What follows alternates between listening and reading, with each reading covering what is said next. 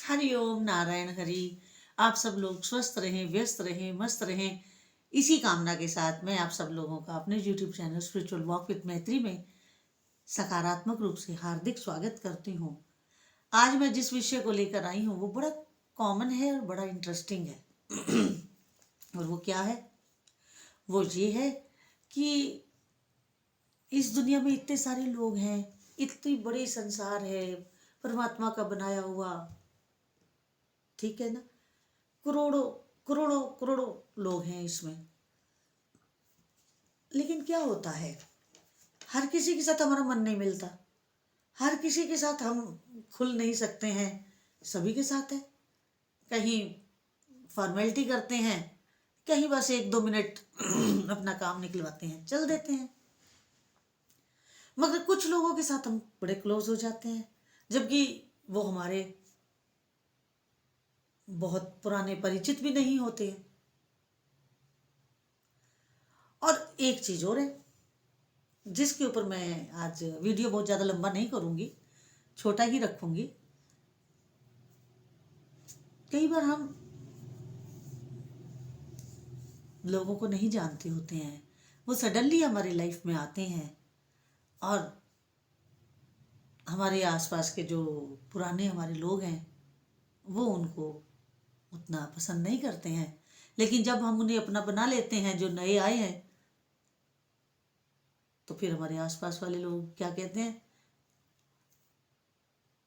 ठीक है आपने जो करना था सो कर लिया, ऐसे ही बोलते हैं ना।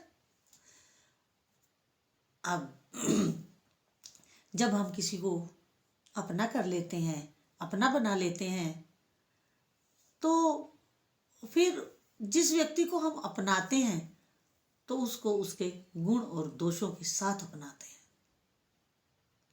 उसको उसके गुण और दोषों के साथ अपनाते हैं। तो उसका हमारे जीवन पर भी असर पड़ता है। और जो हमारे पुराने परिचित होते हैं, पुराने परिचित लोग होते हैं, वो भी फिर पता है क्या कहते हैं कि अब तो ये हमें बहुत प्यारा लगता है या प्यारी लगती है, और जब तक अपना नहीं मानते थे तब तक ये हमें अच्छे नहीं लगते थे। कहते हैं ना ऐसा। अब मैं तो बहुत से लोगों को जानती हूँ और सबको अपना मानती हूँ, सब लोगों को अपना मानती हूँ जितने भी मेरे साथ हैं। तो आज सुबह की ही घटना बता रही हूँ जो मेरे साथ हुई है, बड़ी इंटरेस्टिंग घटना हुई है। भाई मैं तो सन्यासी हूँ।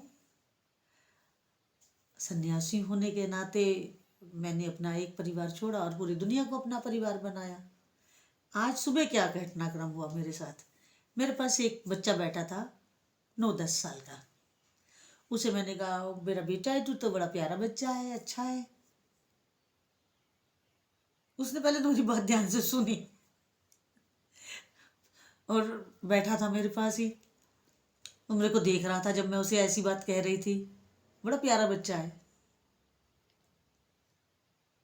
तो मेरे को कहता है पलट के 2 मिनट बाद, जब मैंने अपनी बात पूरी कर ली, उसको मैं प्यार से वो कर रही थी, बात कर रही थी उससे, तो जब मैंने अपनी बात पूरी कर ली तो मेरे को आगे से वो पता है क्या कहता है, पलट के जवाब देता है मेरे को। जब मैंने कहा तू तो बहुत प्यारा बच्चा है, तू तो बहुत प्यारा बेटा है तू तो बहुत प्यारा बेटा है, मेरा छोटा सा बच्चा है, बोल रही थी प्यार से, मैं उसको प्यार कर रही थी। मेरे को प्यार से कह, मेरे को आगे से रिप्लाई देता है। उससे पहले एक और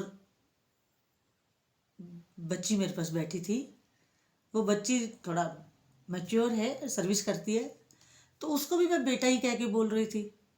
फिर तो मेरे को कहता है उनको भी तो आप बेटा कह रहे थे। कह रहे उनको भी तो आप बेटा कह रहे थे, तो जब आप उनको बेटा कह रहे हो तो फिर मैं बेटा कैसे हुआ आपका।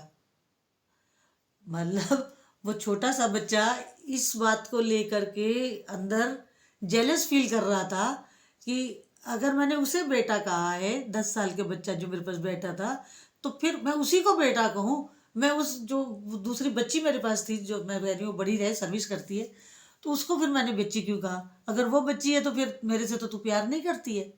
मतलब वो मेरे को ये कह रहा था कि अगर आपका बेटा हूं तो आप केवल मेरे हो, उसके नहीं हो सकते हो।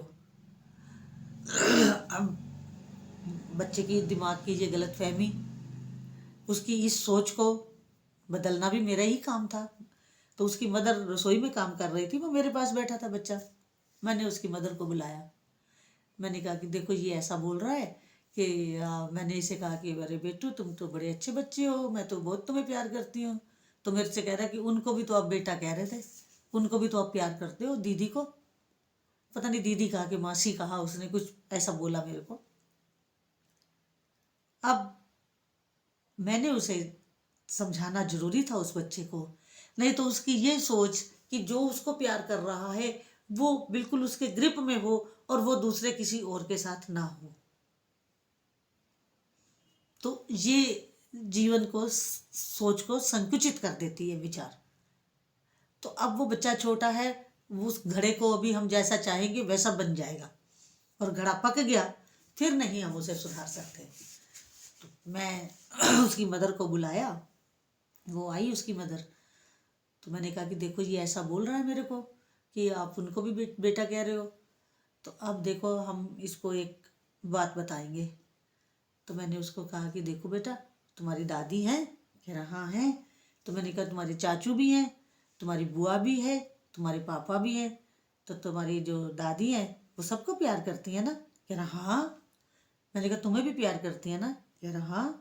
मैंने कहा तुम्हारे कजन्स को भी प्यार करती है ना, बुआ के बच्चे हैं, चाचू के बच्चे हैं? कह रहा हाँ। तो मैंने कहा उसी तरह मैं भी सबको प्यार करती हूँ, तुम्हें भी करती हूँ, दीदी या मौसी जो भी बुलाते हो उनको भी करती हूँ। तब वो बच्चा ऐसे छत को देखने लगा और फिर ऐसे ऐसे कर रहा था। इसका मतलब क्या हुआ? उसकी ये सोच कि अगर माता जी मेरे को कह रही हैं कि मैं तुम्हें प्यार करती हूँ तो माता जी सिर्फ मुझे ही प्यार करें, किसी और को ना करें। तो ये भाव, जो ईर्ष्या का भाव या जेलस फीलिंग उसके अंदर आई, उस फीलिंग को उसके घर के ही एग्जाम्पल से मैंने तोड़ा। और वो बच्चा अब जिंदगी में कभी ये नहीं सोचेगा कि अगर कोई उसे प्यार कर रहा है तो वो दूसरे को नहीं कर सकता। तो जो इस तरह की सोच डेवलप हो जाती है, इस तरह का एक वो बन जाता है सबके मन में। और बड़ों को तो नहीं सुधारा जा सकता जब तक बड़े खुद सुधरना न चाहे, लेकिन जो छोटे बच्चे हैं, जो अभी कच्चे घड़े हैं, उस घड़े को तो हम अपने हिसाब से ढाल सकते हैं, बना सकते हैं। तो उस बच्चे को जब मैंने ये बात समझाई तो उसको अच्छे से समझ में आई, क्योंकि वो बच्चा एक्स्ट्राऑर्डिनरी बच्चा है, बहुत इंटेलिजेंट है। तो अगर वो एक के ऊपर अपना हक समझने लगेगा कि मेरा कॉपीराइट है, और अगर ये किसी और को वो करेंगे, तो आज तो वो ऐसा बोला है, जब वो 16-17 साल का हो जाएगा और जब मैं फिर उसको ऐसा बोलूं तो वो उसका जेलस का भाव मजबूत हो जाता। उसके लिए भी खतरनाक था, मेरे लिए भी खतरनाक था, क्योंकि वो परिवार बड़ा क्लोज है, मेरे भक्तों में है। और उसके फादर हो, उसकी मदर हो, सब लोग बड़े उससे वो होते हैं। तो ये बच्चा जानता है कि माता जी हमारे अपनी है, तो उसको ये लगा कि माता जी किसी और को नहीं वो कर सकती। लेकिन उसका ये भाव, यही भाव आगे जेलस का हो जाएगा। जिंदगी में आगे हर चीज को अपने पोजेशन में जो हो वो दूसरा कोई इस्तेमाल नहीं कर सकता, इस तरह का भाव उसका हो जाता। फिर अपना और भी बहुत सारी इसके साथ बातें लग जाती हैं। तो उस बच्चे को सुधारना जरूरी था। तो मैंने आज, अब भी थोड़ी देर पहले की ही बात है, तो मैंने उसको बड़े प्यार से उसको समझाया। फिर बाद में थोड़ी देर के बाद मैंने पूछा कि ये बताओ, अब मैं उनको बेटा बेटी कहूँ कि ना कहूँ, जो तुम्हारी मौसी हैं, दीदी हैं, वो भी मेरी भगत हैं, अपने आश्रम की हैं। तो फिर कहने लगा नहीं नहीं नहीं आप आंटी को कह सकते हो। कभी उन्हें आंटी बुलाता है, कभी दीदी बुलाता है, कभी उन्हें मासी बुलाता है। तो उसका कोई क्राइटेरिया नहीं है किसी को क्या बुलाएगा। तो फिर बाद में उसको समझ में आया। तो इसलिए घर में बड़े हों छोटे हों, पोजेशन का स्वभाव सबका होता है कि जो मेरा है वो मेरा ही रहे, दूसरे का ना हो। ऐसा नहीं होता है, सबके साथ मिलजुल के रहना होता है, सबको अपना बना के रहना होता है, नहीं तो जीवन नहीं चलेगा। तो आज बड़ा आनंद आया सुबह। तो मैंने कहा कि आज मैं आपके साथ अपने मन की यही बात शेयर करूंगी, और इस बात को आप गहराई से सोचिएगा अपने लाइफ में, आपको समझ में आएगा कि हाँ वाकई ही हमारे आसपास ये घटना घटती है और हम उसको हंस के टाल देते हैं, जबकि ये बातें हंस के टालने वाली नहीं होती हैं। देखना पड़ता है, सामने वाला बच्चा है, उसके विचार को सही करना हमारा ही काम है और हम उसके काम को सही करके रहेंगे। अगर आज उसका विचार सुधरेगा तो आगे वो अपने बच्चों को भी वैसे ही सुधार कर चलेगा। तो आज मुझे आपके साथ इतनी ही चर्चा करनी थी। अब मैं अपनी वाणी को विश्राम देती हूँ।